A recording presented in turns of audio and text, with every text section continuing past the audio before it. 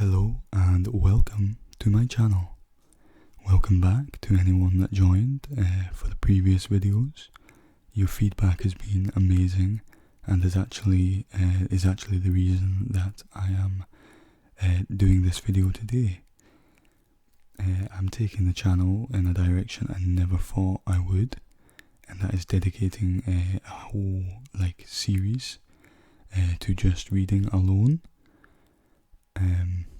So I am going to be reading Harry Potter and the Philosopher's Stone in a soft spoken voice.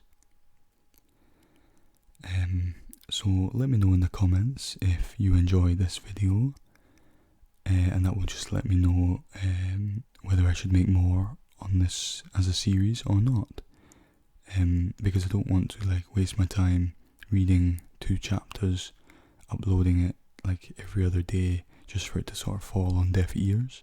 So if you do like this and appreciate this video, please do let me know, and I will continue making more. So without further ado, sit back, relax, pop on your headphones and enjoy.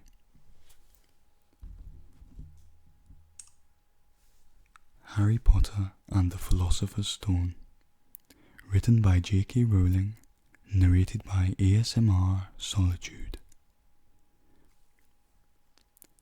Chapter 1. The Boy Who Lived. Mr. and Mrs. Dursley of number 4 Privet Drive were proud to say that they were perfectly normal, thank you very much. They were the last people you'd expect to be involved in anything strange or mysterious, because they just didn't hold with such nonsense. Mr. Dursley was the director of a firm called Grunnings, which made drills. He was a big beefy man with hardly any neck, although he did have a very large moustache. Mrs. Dursley was thin and blonde and had nearly twice the usual amount of neck, which came in very useful as she spent so much of her time craning over garden fences, spying on the neighbours. The Dursleys had a small son called Dudley, and in their opinion there was no finer boy anywhere. The Dursleys had everything they wanted, but they also had a secret, and their greatest fear was that somebody would discover it. They didn't think they could bear it if anyone found out about the Potters. Mrs. Potter was Mrs. Dursley's sister, but they hadn't met for several years. In fact, Mrs. Dursley pretended she didn't have a sister. Because her sister and her good-for-nothing husband were as un-Dursleyish as it was possible to be. The Dursleys shuddered to think what the neighbours would say if the Potters arrived in the street. The Dursleys knew that the Potters had a small son too, but they had never seen him. This boy was another good reason for keeping the Potters away. They didn't want Dudley mixing with a child like that. Excuse me, just need to take a drink.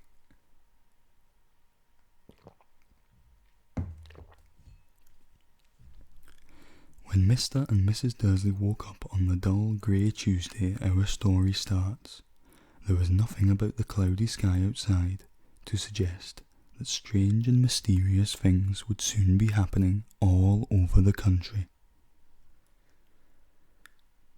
Mr. Dursley hummed as he picked out his most boring tie for work, and Mrs. Dursley gossiped away happily as she wrestled a screaming Dudley into his high chair. None of them noticed a large tawny owl flutter past the window. At 8:30, Mr. Dursley picked up his briefcase, pecked Mrs. Dursley on the cheek, and tried to kiss Dudley goodbye, but missed, because Dudley was now having a tantrum, and throwing his cereal at the walls. "Little tyke," chortled Mr. Dursley as he left the house. He got into his car and backed out of number 4's drive. It was on the corner of the street that he noticed the first sign of something peculiar. A cat reading a map. For a second, Mr. Dursley didn't realise what he had seen. Then he jerked his head around to look again. There was a tabby cat standing on the corner of Privet Drive, but there wasn't a map in sight. What could he have been thinking of? It must have been a trick of the light. Mr. Dursley blinked and stared at the cat. It stared back. As Mr. Dursley drove around the corner and up the road, he watched the cat in his mirror. It was now reading the sign that said Privet Drive. No, looking at the sign. Cats couldn't read maps or signs. Mr. Dursley gave himself a little shake and put the cat out of his mind. As he drove toward town, he thought of nothing except a large order of drills he was hoping to get that day. Excuse me.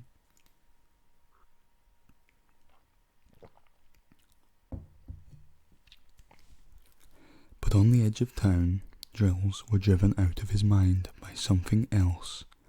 As he sat in the usual morning traffic jam, he couldn't help noticing that there seemed to be a lot of strangely dressed people about. People in cloaks. Mr. Dursley couldn't bear people who dressed in funny clothes. The get-ups you saw on young people. He supposed this was some new stupid fashion. He drummed his fingers on the steering wheel, and his eyes fell on a huddle of these weirdos, standing quite close by. They were whispering excitedly together. Mr. Dursley was enraged to see that a couple of them weren't young at all.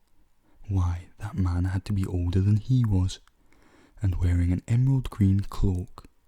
The nerve of him. But then it struck Mr. Dursley that this was probably some silly stunt. These people were obviously collecting for something.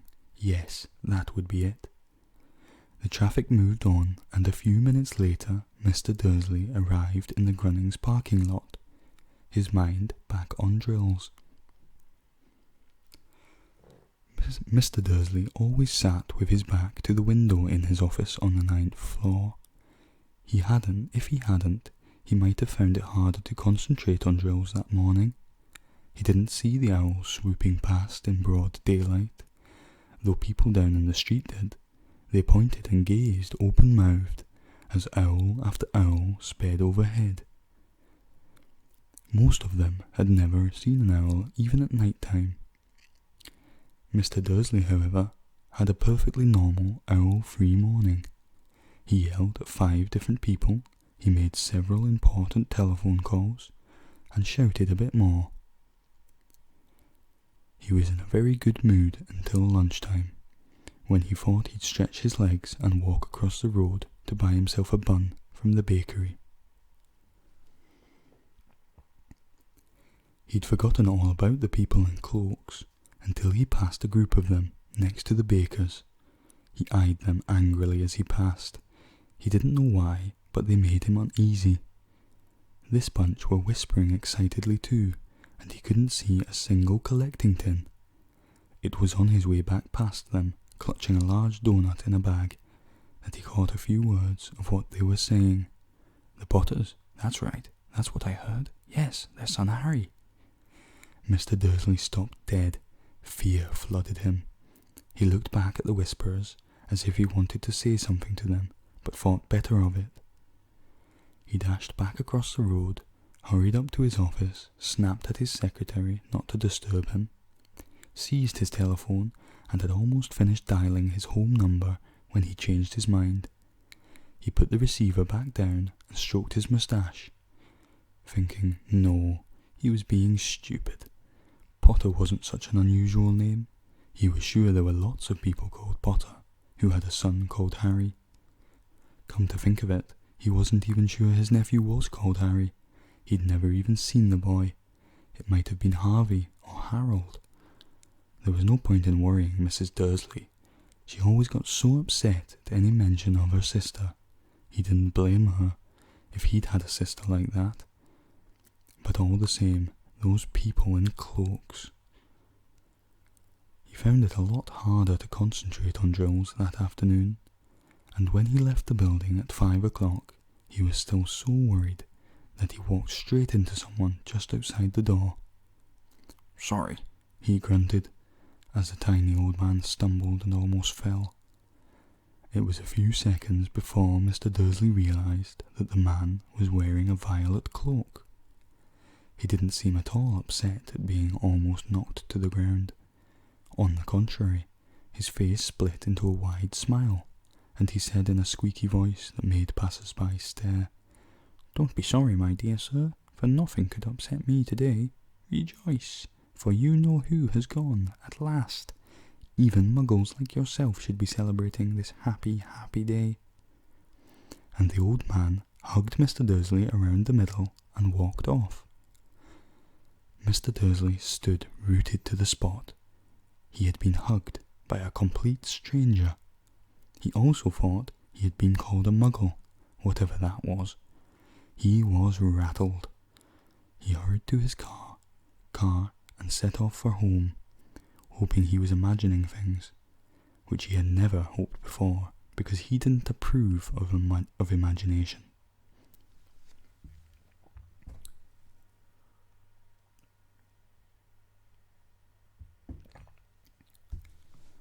As he pulled into the driveway of number 4, the first thing he saw, and it didn't improve his mood, was the tabby cat he'd spotted that morning. It was now sitting on his garden wall. He was sure it was the same one. It had the same markings around its eyes. "Shoo!" said Mr. Dursley loudly. The cat didn't move. It just gave him a stern look. Was this normal cat behaviour? Mr. Dursley wondered, trying to pull himself together. He let himself into the house. He was still determined not to mention anything to his wife. Mrs. Dursley had had a nice normal day. She told him over dinner all about Mrs. Next Door's problems with her daughter and how Dudley had learned a new word, won't. Mr. Dursley tried to act normally. When Dudley had been put to bed, he went into the living room in time to catch the last report on the evening news.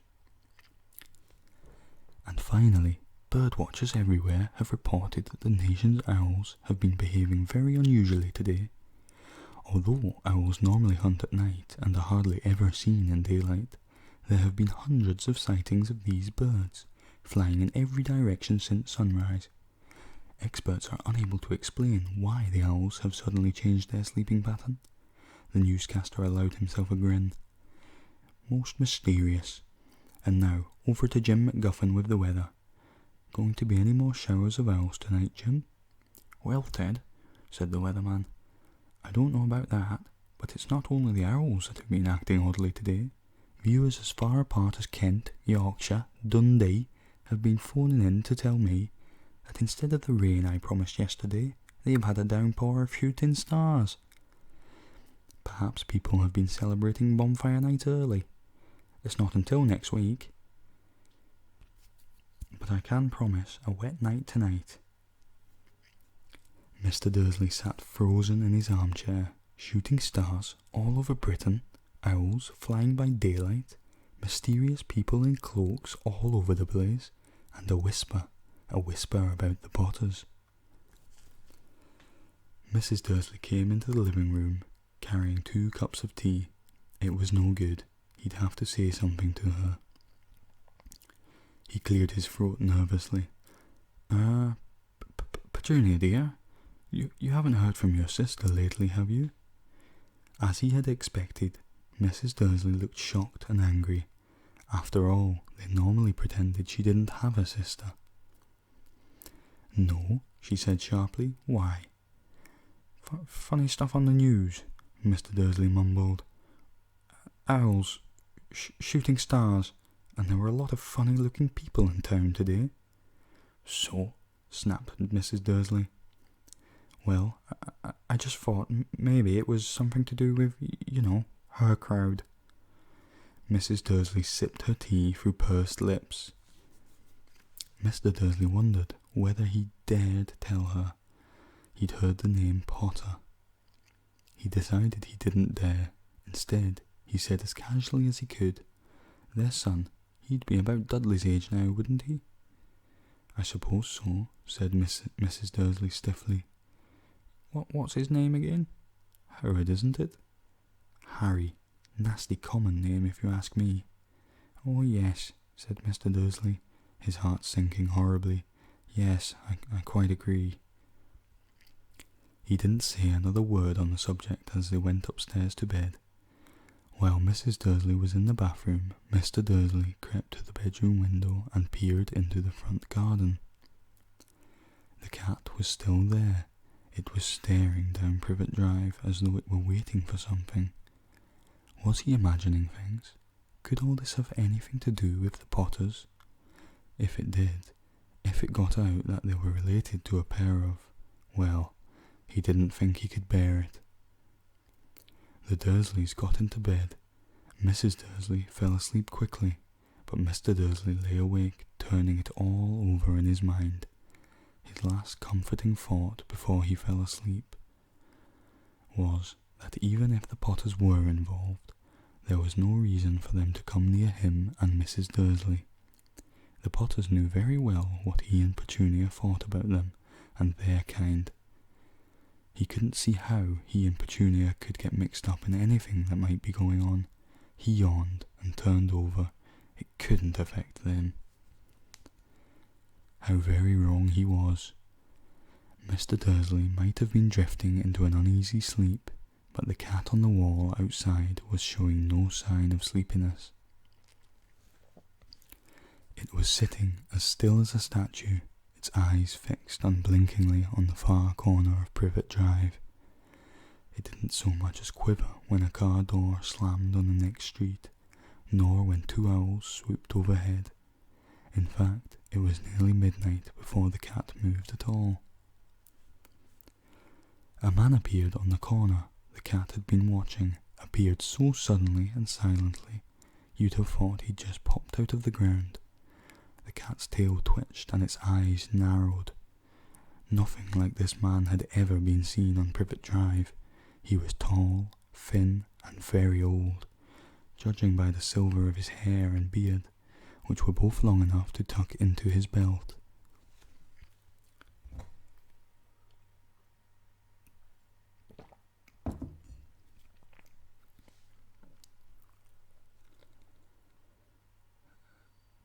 He was wearing long robes, a purple cloak that swept the ground, and high-heeled buckled boots. His blue eyes were light, bright, and sparkling behind half-moon spectacles. And his nose was very long and crooked, as though it had been broken at least twice. This man's name was Albus Dumbledore. Albus Dumbledore didn't seem to realise that he had just arrived in a street where everything from his name to his boots was unwelcome.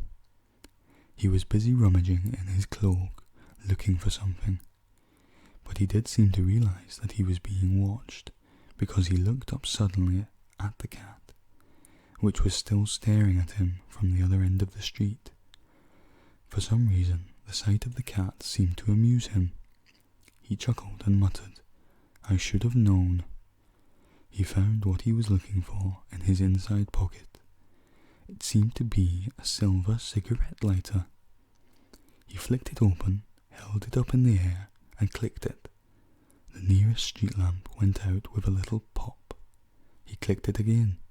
The next lamp flickered into darkness. 12 times he clicked the put-outer, until the only lights left on the whole street were 2 tiny pinpricks in the distance, which were the eyes of the cat, watching him. If anyone looked out of the window now, even beady-eyed Mrs. Dursley, they wouldn't be able to see anything that was happening down on the pavement. Dumbledore slipped the put-outer back inside his cloak and set off down the street towards number 4, where he sat down on the wall next to the cat. He didn't look at it, but after a moment he spoke to it. "Fancy seeing you here, Professor McGonagall." He turned to smile at the tabby, but it had gone. Instead, he was smiling at a rather severe-looking woman who was wearing square glasses, exactly the shape of the markings the cat had had around its eyes. She too was wearing a cloak, an emerald one. Her black hair was drawn into a tight bun. She looked distinctly ruffled. "How did you know it was me?" she asked. "My dear Professor, I've never seen a cat sit so stiffly." "You'd be stiff if you'd been sitting on a brick wall all day," said Professor McGonagall. "All day? When you could have been celebrating? I must have passed a dozen feasts and parties on my way here." Professor McGonagall sniffed angrily. "Oh yes, I've been celebrating all right," she said impatiently. "You'd think they'd be a bit more careful, but no, even the Muggles have noticed something's going on. It was on their news." She jerked her head back at the Dursleys' dark living room window. "I heard it. Flocks of owls, shooting stars. Well, they're not completely stupid. They were bound to notice something. Shooting stars down in Kent. I'll bet that was Delius Diggle. He never had much sense." "You can't blame them," said Dumbledore gently. "We've had precious little to celebrate for 11 years. "I know that," said Professor McGonagall irritably, "but that's no reason to lose our heads. People are being downright careless, out on the streets in broad daylight, not even dressed in Muggle clothes, swapping rumours." She threw a sharp sideways glance at Dumbledore here, as though hoping he was going to tell her something, but he didn't, so she went on. "A fine thing it would be if, on the very day you-know-who seems to have disappeared at last, the Muggles found out all about us. I suppose he really has gone, Dumbledore." "It certainly seems so," said Dumbledore. "We have much to be thankful for. Would you care for a lemon drop?" "A what?" "A lemon drop. They're a kind of Muggle sweet I'm rather fond of." "No, thank you," said Professor McGonagall coldly, as though she didn't think this was the moment for lemon drops.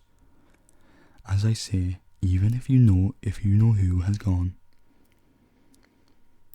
"My dear Professor, surely as a sensible person like yourself can call him by his name. All this you-know-who nonsense. For 11 years I have been trying to persuade people to call him by his proper name. Voldemort." Professor McGonagall flinched, but Dumbledore, who was unsticking 2 lemon drops, seemed not to notice. "It all gets so confusing if we keep saying you-know-who. I have never seen any reason to be frightened of saying Voldemort's name." "I know you haven't," said Professor McGonagall, sounding half exasperated, half admiring. "But you're different. Everyone knows you're the only one you-know-who. Oh, all right, Voldemort was frightened of." "You flatter me," said Dumbledore calmly.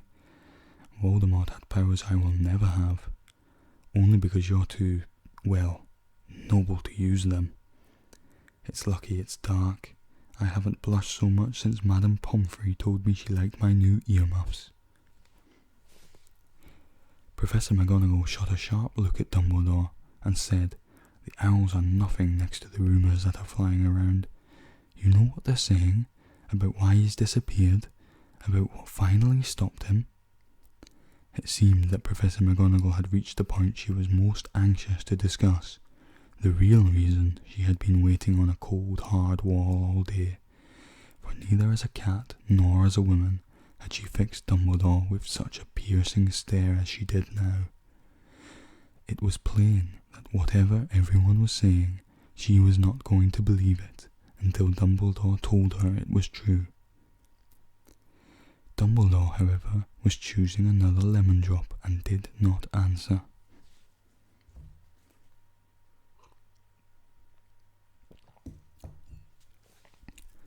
"What they're saying," she pressed on, "is that last night Voldemort turned up in Godric's Hollow. He went to find the Potters. The rumour is that Lily and James Potter are that they're dead. Dumbledore bowed his head. Professor McGonagall gasped. Lily and James? I can't believe it. I didn't want to believe it. Oh, Albus. Dumbledore reached out and patted her on the shoulder. I know, he said heavily. Professor McGonagall's voice trembled as she went on. That's not all they're saying. They're saying he tried to kill the Potter's son, Harry, but he couldn't. He couldn't kill that little boy. No one knows why or how, but they're saying that when he couldn't kill Harry Potter, Voldemort's powers somehow broke, and that's why he's gone. Dumbledore nodded glumly. It's true, faltered Professor McGonagall. After all he's done, all the people he's killed, he couldn't kill a little boy. It's just astounding, of all the things to stop him. But how in the name of heaven did Harry survive? We can only guess, said Dumbledore. We may never know. Professor McGonagall pulled out a lace handkerchief and dabbed at her eyes beneath her spectacles. Dumbledore gave a great sniff as he took a golden watch from his pocket and examined it. It was a very odd watch. It had 12 hands but no numbers. Instead, little planets were moving around the edge. It must have made sense to Dumbledore though, because he put it back in his pocket and said, Hagrid's late. I suppose it was he who told you I'd be here, by the way. Yes, said Professor McGonagall, and I don't suppose you're going to tell me why you're here, of all places. I've come to bring Harry to his aunt and uncle. They're the only family he has left now. You can't mean, the people who live here? Cried Professor McGonagall, jumping to her feet and pointing at number 4. Dumbledore, you can't. I've been watching them all day. You couldn't find 2 people who are less like us. And they've got their son. I saw him kicking his mother all the way up the street, screaming for sweets. Harry Potter, come and live here.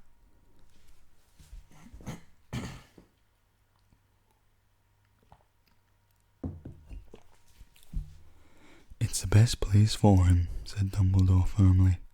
His aunt and uncle will be able to explain everything to him when he's older. I've written them a letter.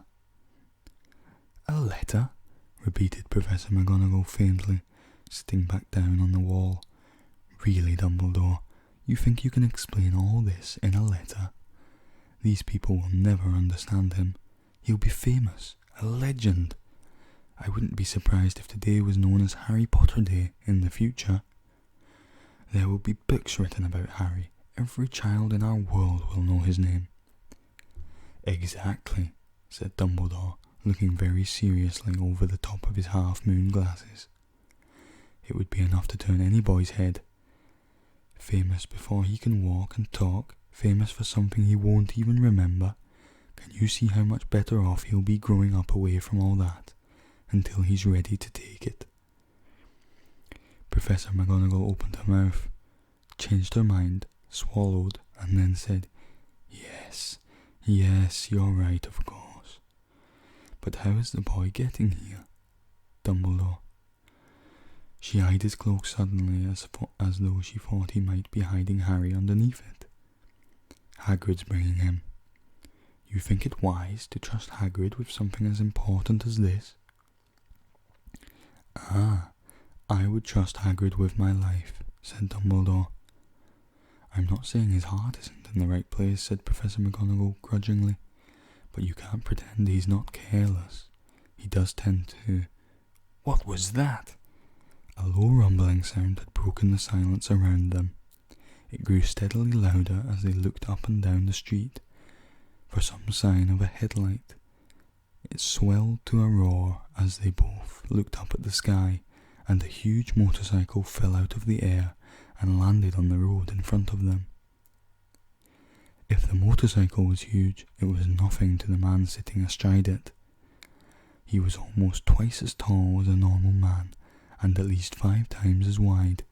He looked simply too big to be allowed, and so wild. Long tangles of bushy black hair and beard hid most of his face. He had hands the size of trash can lids, and his feet in their leather boots were like baby dolphins. In his vast muscular arms he was holding a bundle of blankets. "Hagrid," said Dumbledore, sounding relieved at last. "And where did you get that motorcycle?" "Borrowed it, Professor Dumbledore, sir," said the giant, climbing carefully off the motorcycle as he spoke. "Young Sirius Black lent it to me. I've got him, sir." "No problems, were there?" "No, sir. House was almost destroyed, but I got him out all right before the muggles started swarming around. He fell asleep as we was flying over Bristol." Dumbledore and Professor McGonagall bent forward over the bundle of blankets. Inside, just visible, was a baby boy, fast asleep. Under a tuft of jet black hair over his forehead, they could see a curiously shaped cut, like a bolt of lightning. "Is that where?" whispered Professor McGonagall. "Yes," said Dumbledore. "He'll have that scar forever." "Couldn't you do something about it, Dumbledore?" "Even if I could, I wouldn't. Scars can come in handy." "I have one above my left knee. That is a perfect shape of the map of the London Underground." "Well, give him here, Hagrid. We'd better get this over with." Dumbledore took Harry in his arms and turned towards the Dursleys' house. Could I say goodbye to him, sir?" asked Hagrid. He bent his great shaggy head over Harry and gave what must have been a very scratchy, whiskery kiss. Then suddenly Hagrid let out a howl like a wounded dog. "Shh!" hissed Professor McGonagall. "You'll wake the muggles." "Sorry," sobbed Hagrid, taking out a large spotted handkerchief and burying his face in it. But I can't stand it. Lily and James dead, and poor little Harry off to live with muggles." Yes, it's all very sad, but get a grip on yourself, Hagrid, or we'll be found," Professor McGonagall whispered, patting Hagrid gingerly on the arm as Dumbledore stepped over the low garden wall and walked to the front door. He laid Harry gently on the doorstep, took a letter out of his cloak, tucked it inside Harry's blankets, and then came back to the other two. For a full minute the 3 of them stood and looked at the little bundle. Hagrid's shoulders shook, Professor McGonagall blinked furiously, and the twinkling light that usually shone from Dumbledore's eyes seemed to have gone out.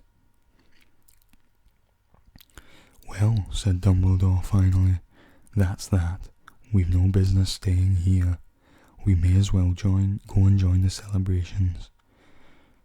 "Yeah," said Hagrid in a muffled voice. "I'll be taking Sirius's bike back then. Good night, Professor McGonagall. Professor Dumbledore, sir." Wiping his streaming eyes on his jacket sleeve, Hagrid swung himself onto the motorcycle and kicked the engine into life. With a roar, it rose into the air and off into the night. "I shall see you soon, I expect, Professor McGonagall," said Dumbledore, nodding to her. Professor McGonagall blew her nose in reply. Dumbledore turned and walked back down the street. On the corner he stopped and took out the silver put-outer. He clicked it once, and 12 balls of light sped back to their street lamps so that Privet Drive glowed suddenly orange, and he could make out a tabby cat slinking around the corner at the other end of the street. He could just see the bundle of blankets on the step of number 4. "Good luck, Harry," he murmured. He turned on his heel, and with a swish of his cloak he was gone. A breeze ruffled the neat hedges of Privet Drive, which lay silent and tidy under the inky sky. the very last place you would expect astonishing things to happen. Harry Potter rolled over inside the blankets without waking up. One small hand closed on the letter beside him, and he slept on, not knowing he was special, not knowing he was famous, not knowing he would be woken in a few hours' time by Mrs. Dursley's scream as she opened the front door to put out the milk bottles, nor that he would spend the next few weeks being prodded and pinched by his cousin Dudley. He couldn't know that at this very moment, people meeting in secret all over the country were holding up their glasses and saying in hushed voices, "To Harry Potter, the boy who lived." End of chapter 1.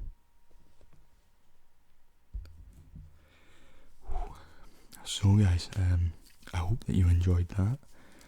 That was really hard on my voice. My throat is killing me now. But yeah, I hope that was good.